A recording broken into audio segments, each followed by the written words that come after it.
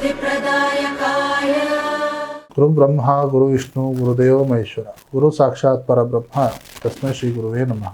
ನಾನು ನಿಮ್ಮ ಪಂಡಿತ್ ಲೋಕನಾಥ್ ಭಟ್ ಮಾಡುತ್ತಿರುವಂತಹ ನಮಸ್ಕಾರಗಳು. ಗುರುವಿನ ಅಧಿಪತಿಯಾಗಿರುವಂತಹ ಧನುಸು ರಾಶಿಯವರಿಗೆ ಮಹಾಶಿವರಾತ್ರಿಯ ಭವಿಷ್ಯವನ್ನು ತಿಳಿಸಿಕೊಡ್ತಾ ಇದ್ದೇನೆ. ಈ ವಿಡಿಯೋ ನಿಮಗೆ ಇಷ್ಟವಾದಲ್ಲಿ ಈ ವಿಡಿಯೋಗೆ ಲೈಕ್ ಕೊಟ್ಟು ಈ ಪೇಜಿಗೆ ಸಬ್ಸ್ಕ್ರೈಬ್ ಮಾಡಿ. ಮೊದಲಿಗೆ ವ್ಯಾಪಾರ ಹಾಗೂ ಅಭಿವೃದ್ಧಿಯ ವಿಚಾರದ ಬಗ್ಗೆ ನೋಡೋ ಹಾಗಿದ್ರೆ ವ್ಯವಹಾರದಲ್ಲಿ ದೊಡ್ಡ ಮಟ್ಟದ ಪ್ರಗತಿಯನ್ನು ಕಂಡುಬರುತ್ತದೆ. ನೀವು ದೂರ ಪ್ರಯಾಣ ಮಾಡೋದ್ರಿಂದ ಹೊಸ ಒಂದು ವ್ಯವಹಾರ ವಹಿವಾಟಕ್ಕೆ ಕೈ ಹಾಕಿ. ಶಿಕ್ಷಣ ಸಂಸ್ಥೆಯಲ್ಲಿ ಇರುವಂತಹ ವ್ಯಕ್ತಿಗಳು ಅಥವಾ ಸಲಹಾ ಸಂಸ್ಥೆಗಳಲ್ಲಿ ಇರುವಂತಹ ವ್ಯಕ್ತಿಗಳಿಗೆ ಈ ಮಹಾಶಿವರಾತ್ರಿಯ ನಂತರ ಅದೃಷ್ಟದ ಬಾಗಿಲು ತೆರೆಯುತ್ತದೆ.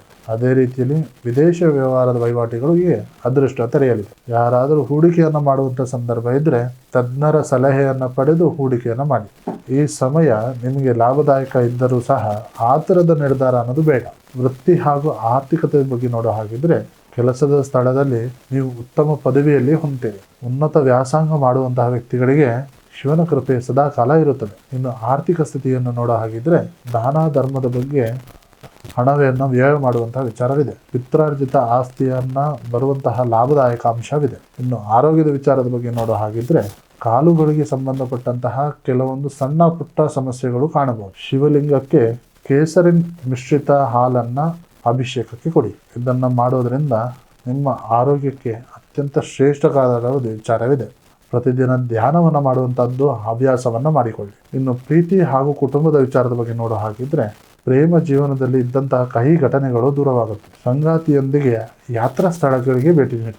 ಅವಿವಾಹಿತರಿಗೆ ಯೋಗ್ಯವಾದ ಕಂಕಣವಾಗಿ ಕೂಡಿ ಬರುತ್ತೆ. ಹಾಗೆ ಕುಟುಂಬದ ವಿಚಾರದ ಬಗ್ಗೆ ನೋಡೋ ಹಾಗಿದ್ರೆ ಕುಟುಂಬದ ಒಂದು ಹಿರಿಯರ ಕಾಲದ ಬೆಂಬಲ ನಿಮಗೆ ಸಿಗುತ್ತದೆ. ಮನೆಯಲ್ಲಿ ಸೌಹಾರ್ದತೆಯ ವಾತಾವರಣ ಕೂಡಿರುತ್ತದೆ. ಮಕ್ಕಳ ಪ್ರಗತಿ ನಿಮಗೆ ಮಾನಸಿಕ ಶಾಂತಿಯನ್ನು ದೊರಕುತ್ತದೆ. ಧನುರಾಶಿಯವರು ಶಿವನ ಅನುಗ್ರಹಕ್ಕೆ ಈ ಒಂದು ಕ್ರಮವನ್ನು ಪಾಲಿಸಿ. ಶಿವಲಿಂಗಕ್ಕೆ ಶುದ್ಧ ತುಪ್ಪದಿಂದ ಅಭಿಷೇಕವನ್ನು ಮಾಡಿ. ಶಿವನಿಗೆ ಹಳದಿ ಬಣ್ಣದ ಹೂವುಗಳನ್ನು ಅರ್ಪಿಸಿ. ಓಂ ನಮಃ ಶಿವಾಯ ಜೊತೆಗೆ ಓಂ ದಕ್ಷಿಣಾಮೂರ್ತಿ ಅಂತ ಹೇಳಿ ಮಂತ್ರವನ್ನು ಪಠನೆ ಮಾಡಿ. ಈ ಶಿವರಾತ್ರಿ ದಿನದಂದು ಬಾಳೆಹಣ್ಣನ್ನು ದಾನ ಮಾಡುವುದು ಶುಭ ಫಲ ತರುತ್ತದೆ. ಈ ಶಿವರಾತ್ರಿ ದಿನದಂದು ಅಜ್ಞಾನದ ಕಾಲವನ್ನು ದೂರಗೊಳಿಸಿ ಜ್ಞಾನದ ದಿನವನ್ನು ಹೆಚ್ಚಿಸುತ್ತದೆ. ಸೊ ಇದಾಗಿದ್ದು ಧನುಸು ರಾಶಿಯವರ ಮಹಾಶಿವರಾತ್ರಿಯ ಮಾಸ ಭವಿಷ್ಯ. ಸೊ ಒಟ್ಟಾರೆ ಇದಾಗಿದ್ದು ಧನುಸು ರಾಶಿಯವರ ಮಹಾಶಿವರಾತ್ರಿಯ ಭವಿಷ್ಯ.